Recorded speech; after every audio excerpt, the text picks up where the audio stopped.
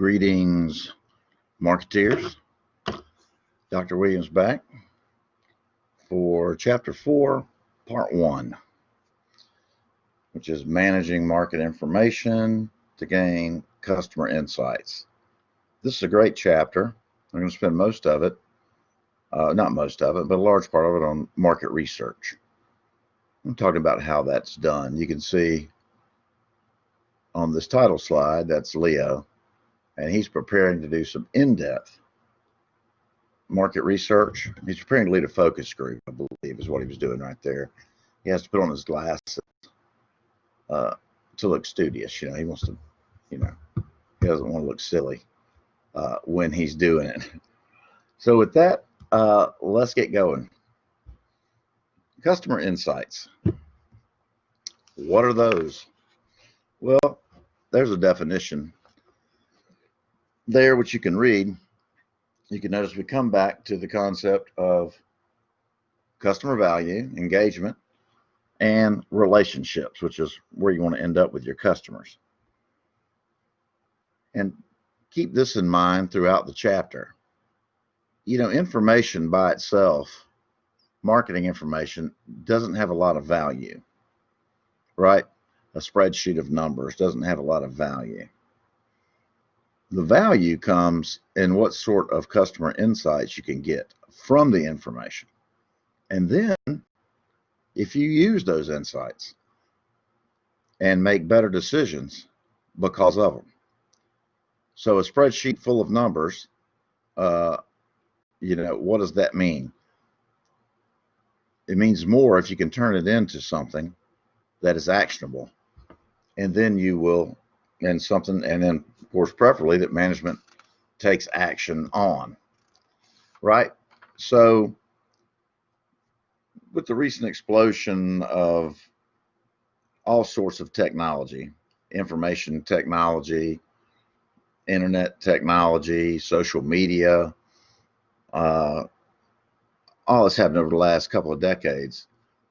Companies don't have any shortage of data, right? They can generate marketing information in huge quantities. You as an individual can generate huge quantities of data just by scraping the internet. And consumers also generate tons of new marketing information when they use, shopper loyalty cards or visit websites or sign up for newsletters or, whatever they do. So most marketing managers are covered up with data and overwhelmed by it a lot of times. So just a little management tip or a little employment tip, generating data and sending it to somebody is not near as impressive as gleaning some insights from it and then sending that on to your supervisor backed up with the data. So that concept of big data, I believe we even teach a course on it. Professor DK, I believe, does. That kind of sums up the situation that we're in today, where we can get hold of gigabyte after gigabyte of data. But, we don't really need more information in marketing. Marketers want better information. And to be able to make better use of the information that they get. I just want to make that point now twice in a row. And, information is hard to get. On the slide, it said needs and buying motives not obvious. Unless you're a mind reader, it's not entirely obvious why someone, buys a 6-pack of these drinks over a 6-pack of another drink. And when you ask people why they do things, frequently consumers don't really know. They may say something, but is that the real reason? We might need a little more effort and maybe some other instruments and methods to really tease that out. So a marketing information system. Some of you may be MIS majors that are in this class because it's required. this class is required. So I'm not going to explain what a management information system is to those people. They know what it is. But so this is just a definitional slide, but think about all the data that's collected just on you at Dalton State College, right? Dalton State has a lot of information about you. You know, where you live, if you use financial aid, who your parents are, your family is, what your major is, do you pay your bill on time, all sorts of information like that. All that goes into an MIS, a management information system or marketing information system.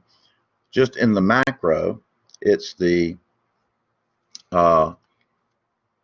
you know, what a company does or a firm does dedicated to assessing, you know, what we need.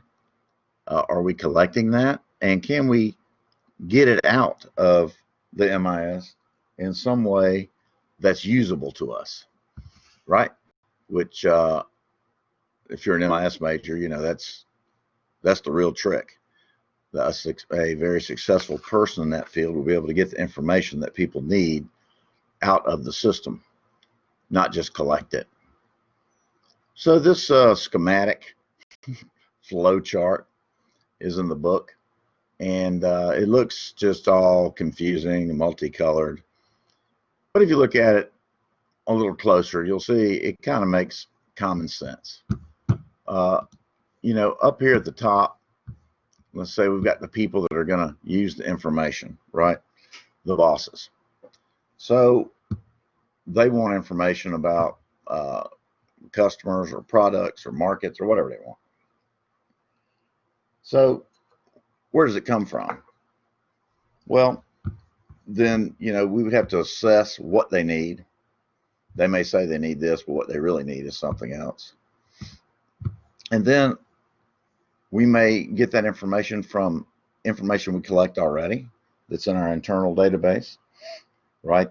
We collect customer information all along the consumer journey, whether it's from the website, or point of sale, we collect information, or maybe we use marketing intelligence. We kind of keep an ear to the ground of what's going on out there with our suppliers, our competitors, the economy, other macro forces. Or we might conduct some marketing research because they have a very specific need for information that's not available secondarily. And then you can see these arrows here. Where does that come from? Target markets, different marketing channels, competitors. You can get a lot of information. Maybe we just the information they need is on our competitors, so maybe we, you know, start scanning their websites and press releases and visit their stores or whatever. Publix, which I mentioned before, not real big on that concept, but we'll talk about it in other ways. And maybe we just see what's happening in the macro environment. So we get that information, and then we put it together, and then we provide something useful, right? Not just a bunch of numbers, facts, and figures. So where does it come from? We'll talk about these individually, but as I kind of briefly mentioned that previous slide, internal data, marketing intelligence, and then where we're going to spend a large focus of this chapter is on marketing research. So internally, I used Dalton State earlier as an example. We could use your Food City or Kroger or any company. We might collect that information from sources within our network, right? Companies collect data from website visits. You know, they know where the person came from, how long they stayed, what pages were stickiest, where they stayed the longest. We may use customer satisfaction reports. Every time you shop at Kroger, they give you a survey. You can log in and get fuel points and tell them something about your visit, compile all that. They already have that information. They're collecting that on a daily basis. At the point of sale, when we just use our credit card to buy a shirt, they may ask us something as innocuous as, our zip code. Well, for a retailer, that lets them know, where the customer came from. All that stuff, not stuff, but information would be in an internal database, internal information that we already collect. Market intelligence. So the purpose of collecting information via market intelligence is to help us understand the environment the consumer is operating in, keep track of our competitors' actions, and as we talked about proactive and reactive modes in a previous chapter, can provide some early warnings of threats and opportunities. If we're in the restaurant business, we're interested in where our competitors announce on their website they're planning on opening locations. Maybe one's right next door to us. Or opportunities, we see where they're opening stores and go, we were thinking about opening a store in city X, but they don't even have their plan. So maybe that's a good idea because we'll be the first ones there. Maybe it's a bad idea. Maybe they chose against it for some reason. Let's look at that a little bit closer. And you can get that kind of information. You can get that from talking to your own employees. They know what's going on in the world. You can research the internet, scrape the internet for information. You can follow, trending topics and internet buzz. Find out if people are, talking about that product or not. So I would say good marketing intelligence, helps a company find out how consumers talk about and connect with their brand. And it's an important piece of marketing information to develop. Suppliers and resellers, key customers, maybe big customers of yours is another good place. Plus there's, thousands of online databases that are available, some for free. And of course you can pay for many of them and get a lot of secondary information from there.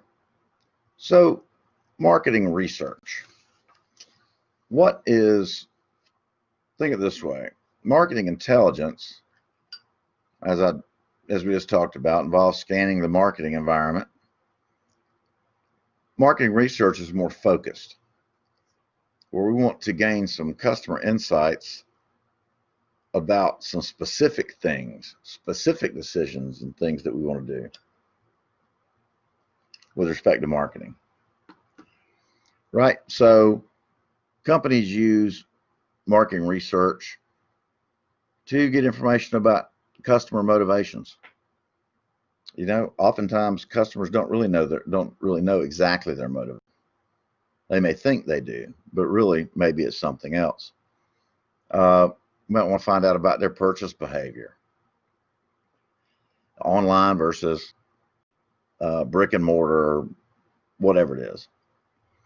We might want to get some information about our pricing. Is it effective? Do our coupons work? Are they being used? What part of the country are they being used most? Distribution. Maybe people are complaining about the length of time it takes to get our goods in some parts of the country, but not in others. Large companies, we'll take Target and Walmart, they have their own marketing research departments. Smaller firms typically hire that out, right? They hire a company.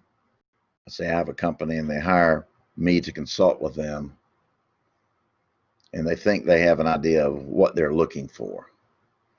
And so let's just look at it that way, that we've been hired to consult with a firm about an issue that they think or know they have, and we're going to do some marketing research for them. So this 4-step process is the graphics in the textbook, of course. Starts with the most difficult: defining the problem and research objectives. It might seem simple, and to a lot of business owners, I have been one and have consulted with others, they may think that they know exactly what the problem is and the information they need. Not all the times necessarily is that true. And frequently, an outside person that comes in with a different view, or the problems shine in a different light. But that's the toughest part. But you want to make sure you get that right at the start, so at the end you don't have a research project and you present your findings and go, well, that's not really what we were looking for. And then the second step is to develop the research plan about how we're going to collect the information, right? Where are we going to get it from?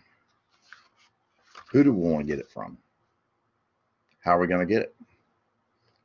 And all those steps that are involved in that.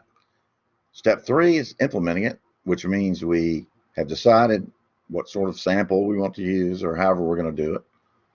And then collecting it in a proper way, and then analyzing it to create some sort of finding or report that's useful to our client, or if you're working for the company, our boss or supervisor, because the ultimate thing is, are they going to use it?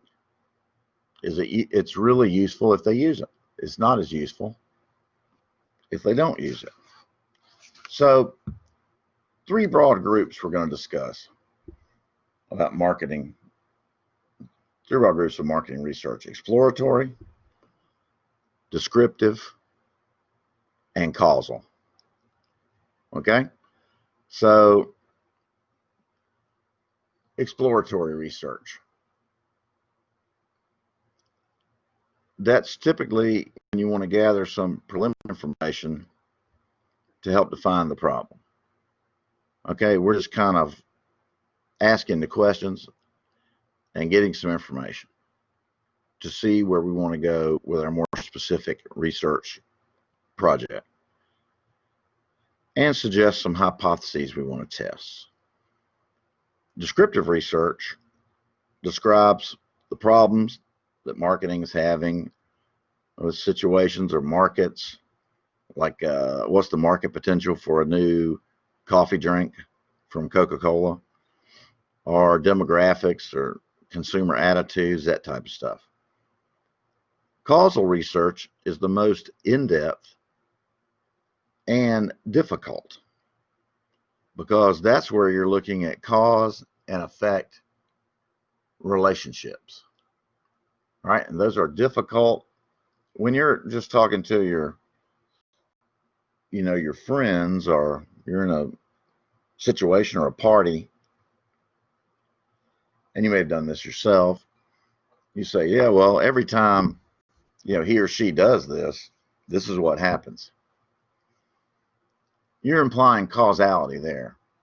When somebody does A, B happens. Now, if you think about that for a second, you say something like that at a party, there's a million different things that contribute to why an organization does this when this happens, or this happens when this person does this, and that. I'll give you an example. This is true. There is a positive correlation between ice cream consumption and things. In other words, when ice cream consumption goes up in volume, so do drownings. So, can we say that eating ice cream causes drownings? I'd like to hear your view of that. I think the first 3 people that text me with a good answer will get 3 bonus points on exam 2.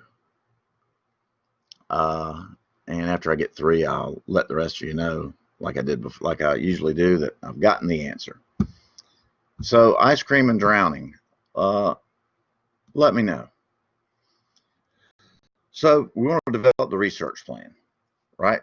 So, we got to determine exactly what we need, develop a plan for getting the information efficiently and effectively, because, as we know, there's a shortage of time and money in this world. So we're not unlimited on either one. We want to see what kind of existing data exists that we can use, and if we need to collect any specific data that doesn't exist, and how we're going to do it. How are we going to contact them? Who are we going to sample? And what sort of instruments are we going to use to gather the data? Right? And that could be a questionnaire, it could be personal interviews. We'll come to that in a little more detail later. So we work it this way. Management has a problem. Maybe they just have a question. Generally, they have a problem. So we find out what that problem is and how we could help that problem, or give them information that might help them make some decisions about that problem. And then we decide what sort of information we need to be able to answer some of those questions or accomplish those objectives. And then we think about how the results will help management decisions, because if it won't help them, then it's not of much use. And then, how much money and time do we have to do it? Right? We may have a month. You may have a year. It depends on whether it's they have some kind of tactical plan they want to do quickly, or a more strategic plan. And that is the research plan. So we'll end part 1 there, and we'll pick up part 2 with continuing to develop research plan, and we'll talk about data sources and pluses and minuses and benefits of each. Okay, that was chapter 4, part 1, and I'll see you back for part 2.